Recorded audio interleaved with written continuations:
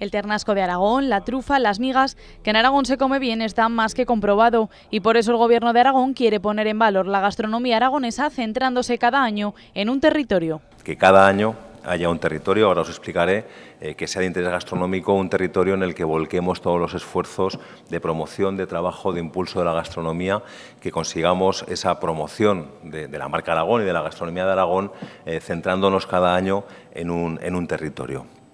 Un territorio que puede ser un municipio, que pueden ser varios municipios, que puede ser una comarca. Este territorio será la vanguardia de la gastronomía aragonesa durante todo 2018. Para conseguirlo, los municipios deben presentar una candidatura explicando sus virtudes. Tendrán que concretar lo que quieren hacer en el 2018 como territorio gastronómico, explicar los eventos, las actividades gastronómicas, turísticas, por supuesto culturales, explicar con qué productos turísticos cuentan, que tienen vinculado a la gastronomía, a productos agroalimentarios, enoturismo. El 20 de septiembre se dará a conocer este territorio de interés gastronómico de Aragón.